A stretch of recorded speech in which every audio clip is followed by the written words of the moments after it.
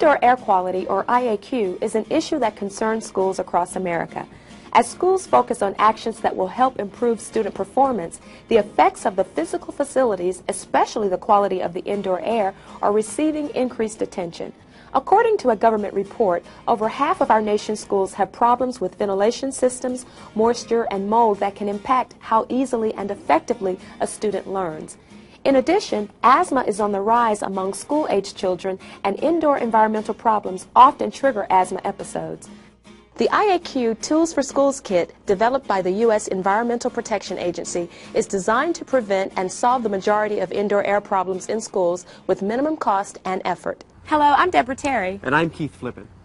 Proper maintenance of indoor air in schools is more than just an air quality issue. It involves health and learning issues as well. That's right. Good indoor air quality contributes to a favorable learning environment for students and a sense of comfort and health and well-being for all school occupants. Using IAQ Tools for Schools is an effective yet simple way to evaluate and resolve your school's IAQ issues. We have chosen this high school to demonstrate a crucial part of the IAQ Tools for Schools program, the walkthrough of a building. In addition, we'll be sharing the experiences from some case study schools around the country. Now, the purpose of the walkthrough is to become familiar with what may be causing IAQ problems in your school. The walkthrough is not intended to be intensive, but rather a quick overview. And it also is an opportunity to perform quick fixes and prioritize other work that needs to be done. But before we start, let's go over some suggestions on how to organize your team to implement the IAQ Tools for Schools kit.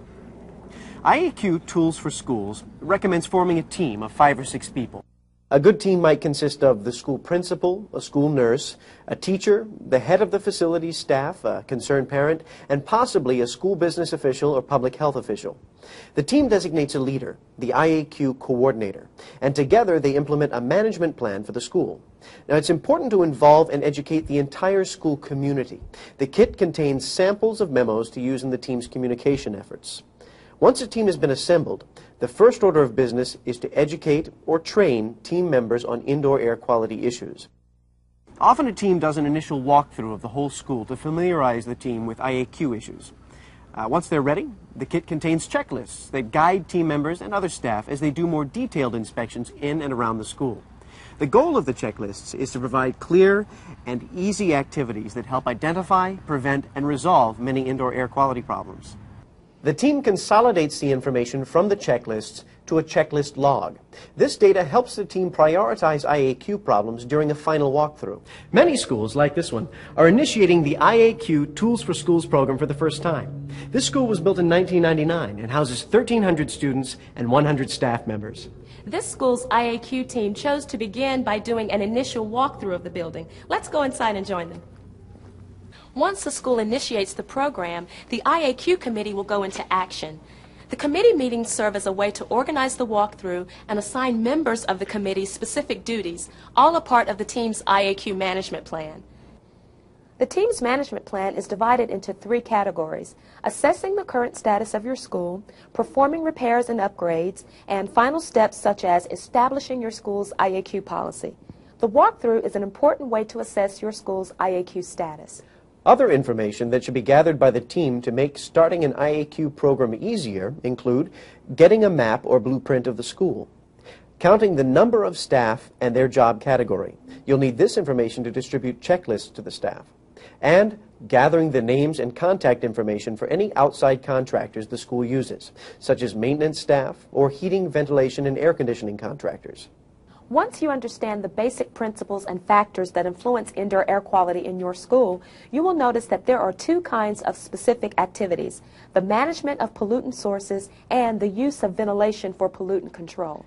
That's correct. And the good news is that both of these activities can be carried out by the school staff.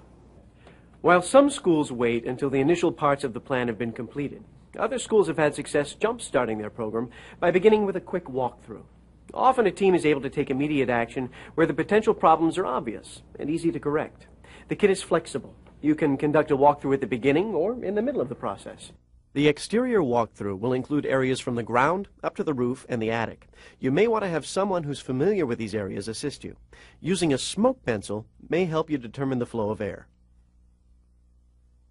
An interior walkthrough will include classrooms, bathrooms, hallways, and any special use areas. Special use areas include the cafeteria, art rooms, or industrial art areas. That's right. But it looks like the committee's ready to begin. Well, let's get started. Use the walkthrough inspection checklist to record any findings during the walkthrough. When starting your walkthrough, there are some considerations to keep in mind.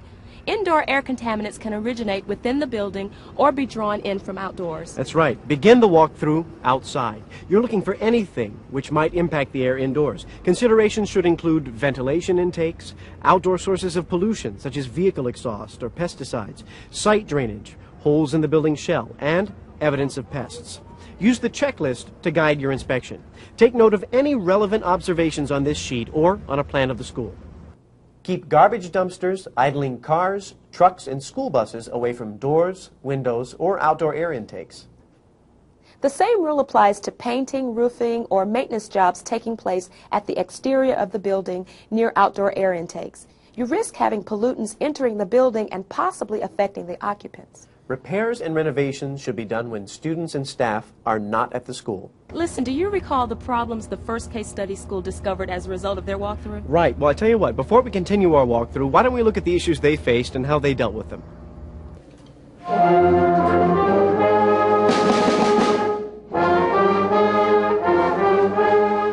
We're in Lincoln, Nebraska at Hazel G. Scott Middle School. The school has 732 students and 130 faculty, staff, and teachers.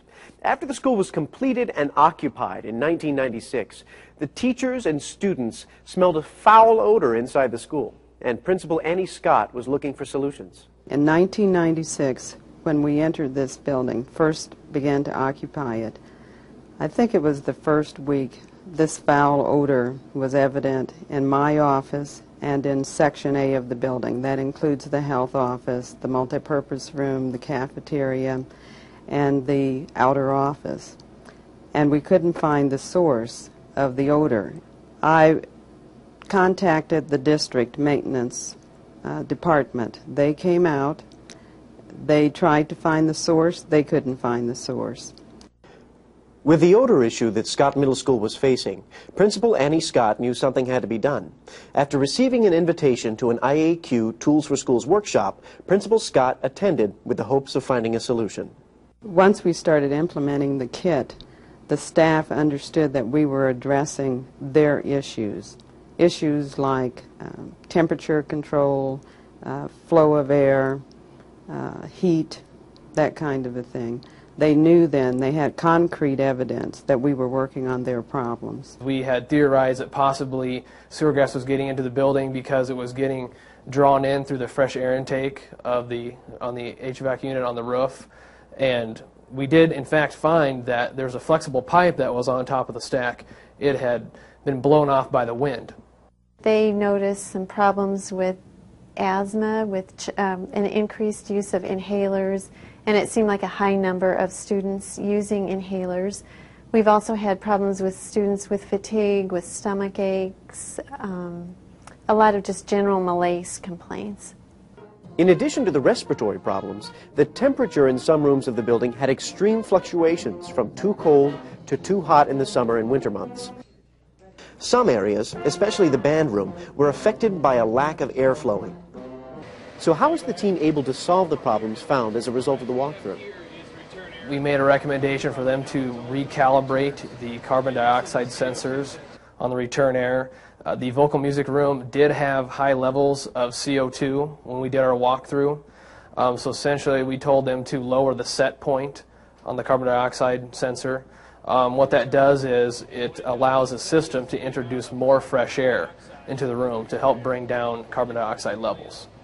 In hindsight, the biggest benefit to us was solving that initial problem of that terrible foul odor in 2 minutes without any money whatsoever.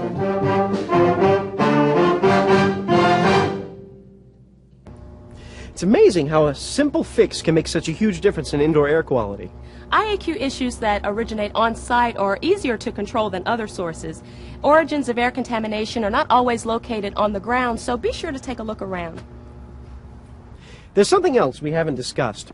Exterior walk-off mats should be at every entrance to the building. Now, this may seem like a minor point, but walk-off mats help keep mud, dust, and pesticide residues from being tracked into the building. Okay, well, seems like we're ready to head up to the roof. All right. As you enter the roof area, you should take note as to whether it's in good repair. Right. For instance, check for any evidence of ponding or standing water.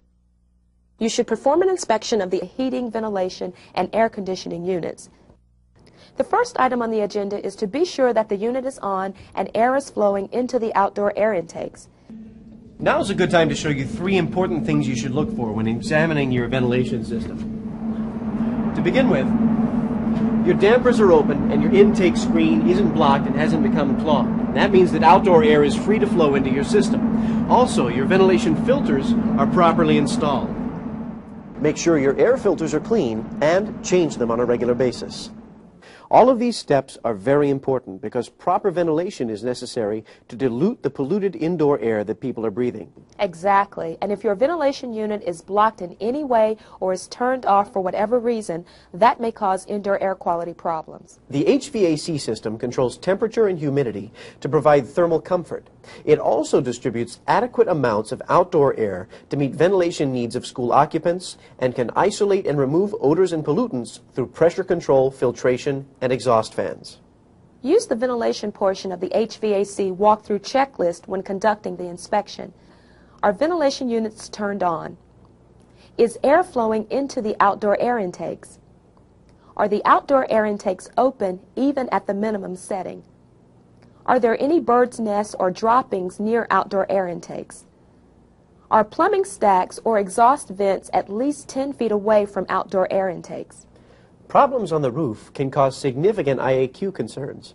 If outdoor air intakes are blocked or become clogged, the areas they serve are likely to get insufficient air. Students and staff might experience stuffy or stagnant air or develop health problems from exposure to accumulated pollutants.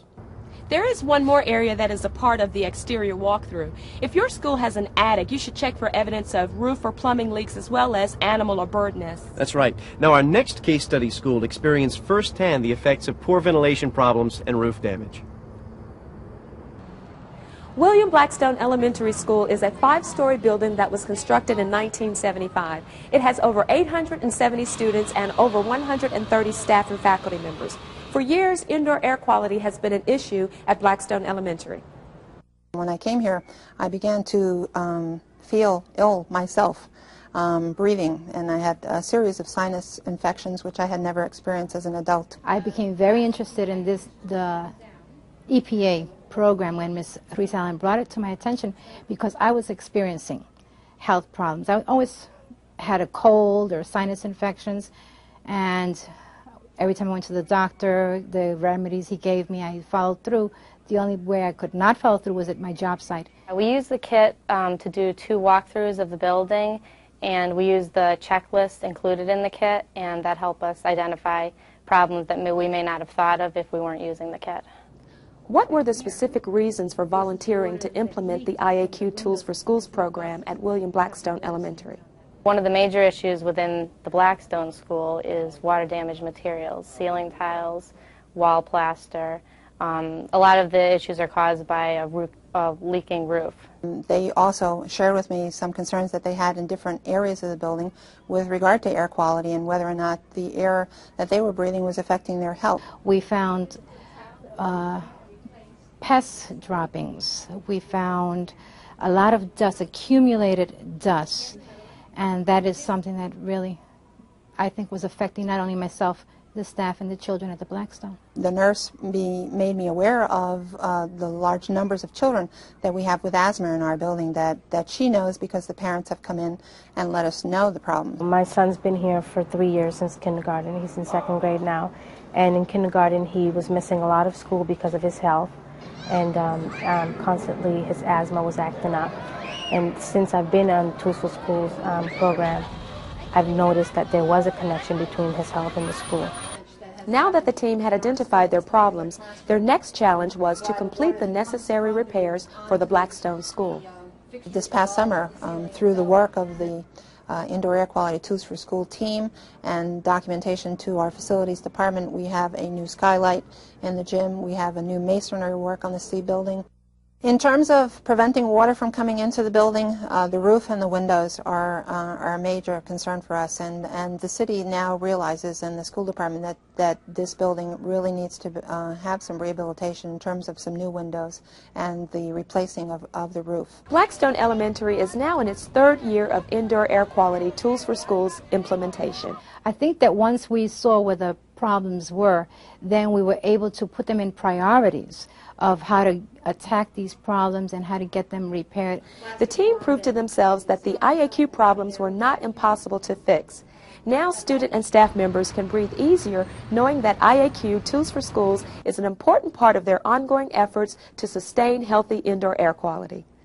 Wow, now they really pulled together to achieve success with the IAQ Tools for Schools program. Oh, I agree. Now are you ready to go in and do the interior inspection?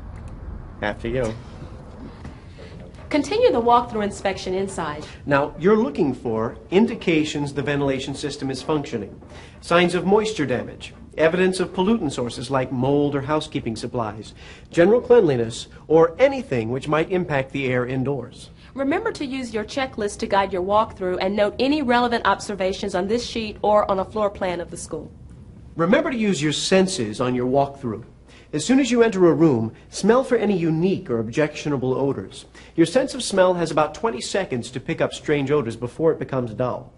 Is air flowing into and out of the room as designed? If not, the occupants will not have access to the fresh air that they should be getting on a regular basis. Check the supply and exhaust vents and be sure that they are free from blockage or obstruction. Oftentimes you'll find books and coats on top of a unit ventilator in a classroom, and this practice should be discouraged. In this case, we have a sensor that monitors the temperature, and the vents are located in the ceiling. That's right. Check the ceiling and wall tiles for signs of water damage or mold. Observe the general cleanliness in the classrooms and mechanical rooms. Ask yourself, is the area generally clean and dust under control? Look for pollutant sources such as mold or mildew. This mold is the result of moisture in the air condensing onto a cold pipe and dripping onto the ceiling tile. The wet cellulose provides a prime environment for growing mold. Caution should be taken to prevent disturbing this mold and releasing particles into the air. Listen to the concerns of school occupants regarding indoor air quality. Do they provide clues to problems such as using their own pest spray to control pests or turning off unit ventilators because they're too noisy during class time? Or are there computers or televisions that emit heat located near the sensors? In these instances, these devices can provide a false reading of the room temperature. Tell you what, I'll go to the kitchen area and check the combustion appliances. Okay, I'll check the bathroom and maintenance supplies, and I'll meet you in the hallway. Okay. Okay. When checking the bathrooms and general plumbing areas, make sure that the exhaust fans are operating. Be sure that all drains have traps and are filled with water. Drain traps can cause IAQ problems when water in them evaporates due to infrequent use. If the building interior is under negative pressure, soil gas or sewer gas can be drawn indoors through a dry drain trap. Our next task is checking maintenance supplies. Maintenance supplies may emit air contaminants during use and storage. Any odorous or hazardous chemicals should be used when the building is unoccupied and with a lot of outdoor ventilation. Occupants can have a variety of reactions to hazardous chemicals ranging from headaches, nausea, and eye irritation to more serious health effects.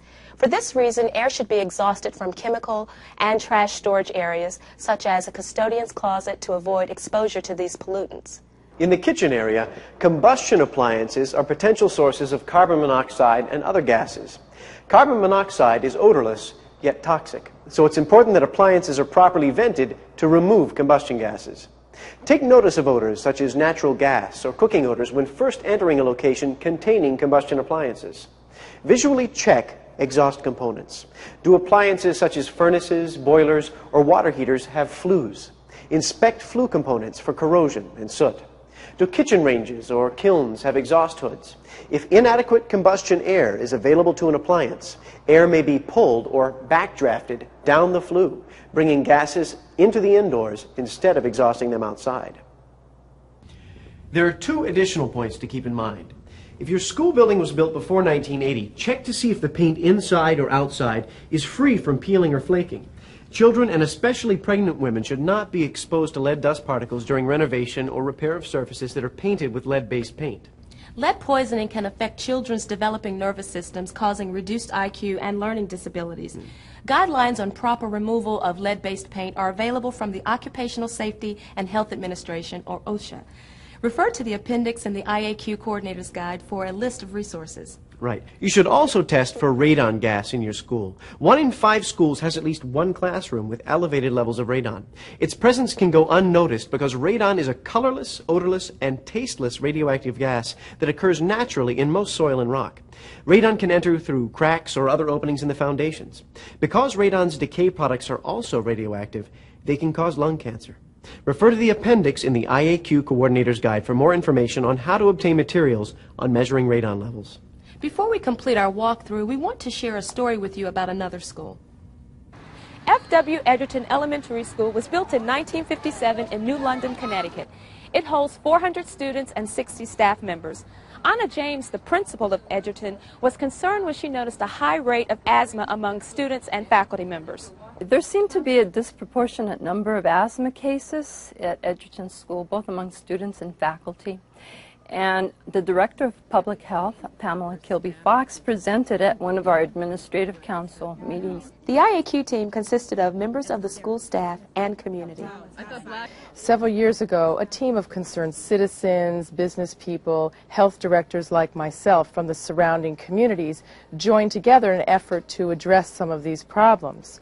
I became aware of an increased incidence of asthma in a few of the schools in New London, one being the Edgerton Elementary School. If they had vents, if they had air conditioning. Did you put carpets on one of these too? Yeah. By utilizing the IAQ kit, the committee discovered problems throughout the school. Some of the repairs centered around ventilation. We needed to look at the ventilation systems and the vents and whether or not they were working. There was a problem with both heating and the cooling systems. The classrooms tended to either get too hot or too cold, so we had to address those issues. Air circulation was a real issue. The problems that we discovered in the walkthrough were very specific to ventilation, moisture, and potential mold growth. Deborah, let me show you up here in the ceiling where there were actually some birds nesting right above this tile due to the leaky roof on the outside. Some of the areas were easier to address than others, and quite frankly, the school principal had begun already addressing the hot and cold issues, and that had been ongoing. That had been in process for about 2 years, working with the heating and ventilation company to address those issues. As you can see, moisture is quite a problem in this school as well as other schools. There's a large boiler over there that hasn't been functional for several years. Well, because of the kit, we became aware of issues that directly impact air quality, and we instituted some procedures for our faculty and for the custodians. For example, the custodians on a daily basis turn on the ventilation systems for the school, whereas before they weren't being used consistently. And also we have checks of the roof to make sure that the vents are clear and free of debris. Edgerton plans to continue monitoring their school and make improvements. While the outdated heating systems still have problems, over time they hope to improve the health of their students. For now, the IAQ team will continue to make the learning environment as comfortable as possible. The team will determine which problems can and should be remedied immediately and which can be taken care of as part of their long-term goals. That's right, and something to consider if you need advice along the way. Whether your school is initiating the program for the first time or in the midst of the process, they should feel comfortable contacting schools that have successfully implemented the program as a resource. That's a great suggestion. I know another case study school that had great success with the IAQ Tools for Schools program as well. They've served as a contact point for other schools who are beginning to initiate the program. Let's take a glance at the type of issues this school faced and how they plan to resolve the problems they found. Irving Elementary School is located in Indianola, Iowa. The school houses 516 students and 57 staff members. According to IAQ coordinator Jim Garrett, the IAQ Tools for Schools program was implemented to help address indoor air quality problems present in the school.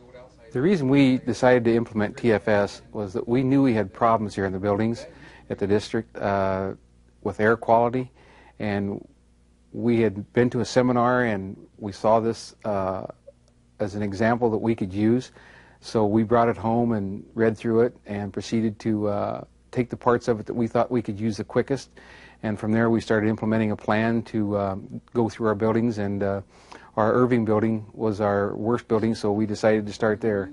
IAQ Tools for Schools was implemented to address the indoor air problems that were present in the school. We found many problems with air quality in our system. We had mold growing on walls. We had ceiling tile that had water dripping through them from the roof. Mold was growing there. In some areas of the school there was visible mold, and several of the teachers and students were complaining of health problems as well. Some of the major problems that we had here with the students and the staff were consistent illnesses, consistent absences from those illnesses. Some of the teachers were gone more than we were here, so we had lots of substitute teachers, and the children were suffering asthma, all the things that go along with mold and that kind of situation. As we went through the process, I kept a personal notebook and took some photos. This is a 4th grade classroom, and mold actually seeped completely through the cork board. And when the teacher removed the bulletin board materials at the end of the class year, we found all of the mold. And what was the source of moisture? Water was actually seeping in through the walls and had saturated the bulletin board. And did this adversely affect the students and the teachers in the classroom? Yes, it was a 4th grade with about 24 students, and the classroom teacher experienced problems with asthma and lots of sinus problems while she was there. The first thing we did was we actually put a new roof on it, and we decided on a steel roof because of the longevity, and also we could get some insulation factor because there was insulation added, and we also would have a savings because we didn't have to tear off the old roof.